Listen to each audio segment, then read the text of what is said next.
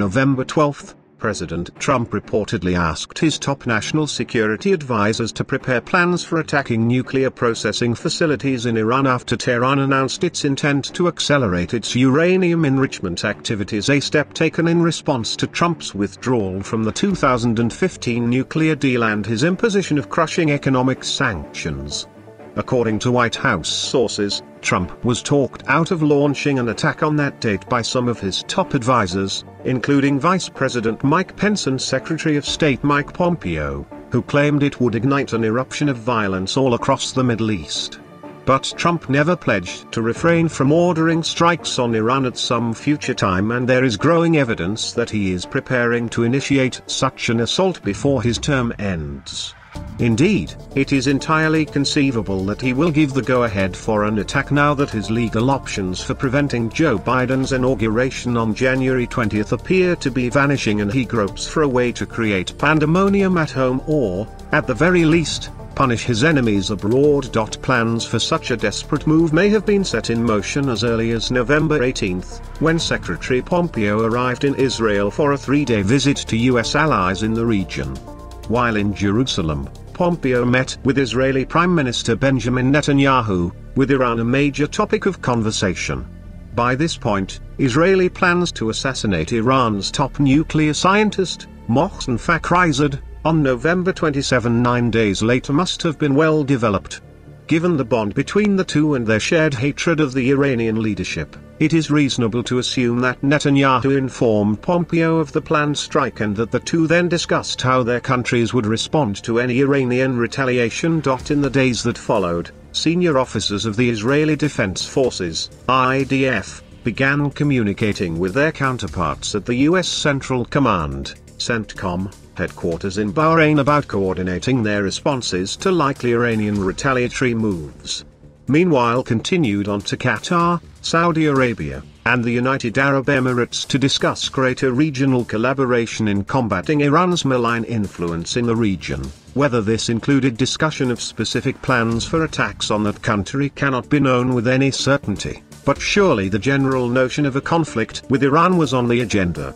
In the days following Pompeo's visit to Israel and Gulf kingdoms, a series of subsequent events suggest further planning for U.S. or US/Israeli military action against Iran. On November 21, 2 U.S. Air Force B-52 heavy bombers from the 5th Bomb Wing, based at Minot Air Force Base, ND, flew on a round-trip flight to the Persian Gulf in what was described as a test of America's ability to project additional firepower into the region on very short notice.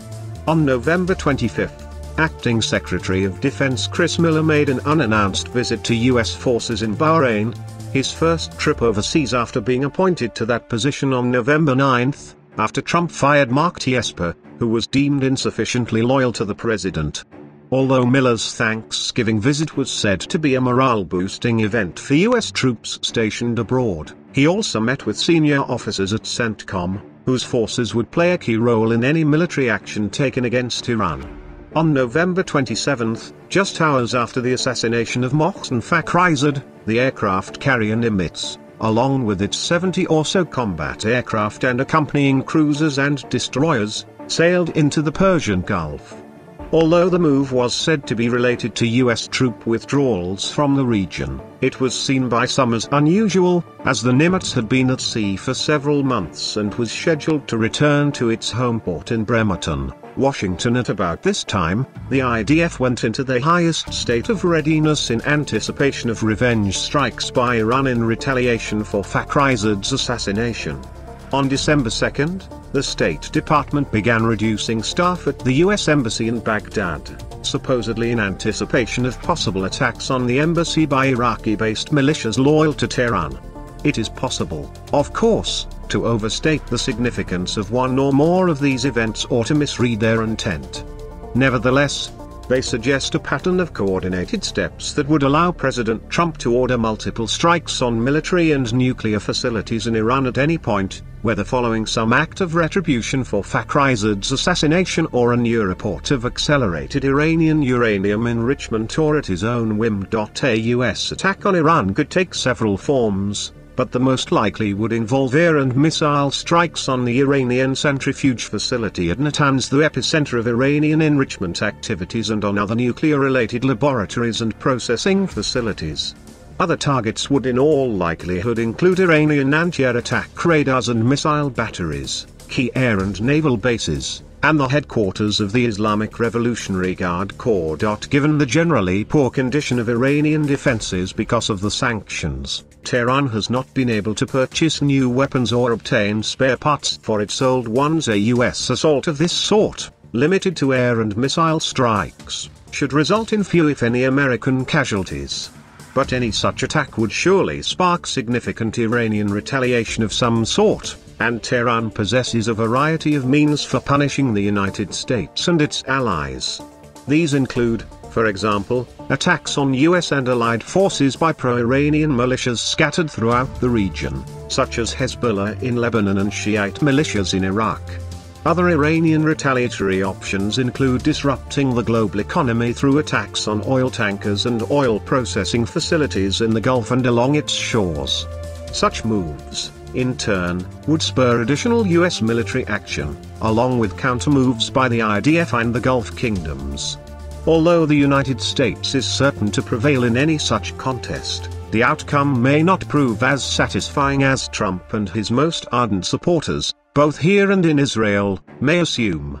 Yes, Tehran's efforts to produce a nuclear weapon, even assuming that is its objective, would be set back a few years, but the Iranians will almost certainly rebuild their enrichment facilities, no doubt an underground facilities less vulnerable to air attack. More importantly, the chaos unleashed by such a move could result in widespread harm to American soldiers still serving in the region and to the civilian populations of friendly countries. Of course, many civilians in Iran would suffer as well. In Iran itself, hatred of the United States would reach a new peak of frenzy, and the country's hardline clerical leadership would surely strengthen its grip on power. Presidential elections are scheduled for June 2021, and Iran's constitutional watchdog, the Guardian Council, is bound to limit the candidate list to hardliners who eschew any intention of negotiating with the United States.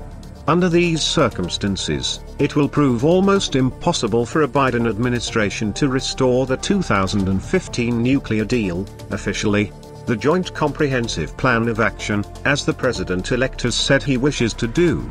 We might also ponder the domestic consequences of an attack on Iran at this turbulent final stage of Trump's presidency. Certainly the destruction of Iran's nuclear facilities would solicit widespread applause in Washington, if all goes well and the United States suffers few if any casualties.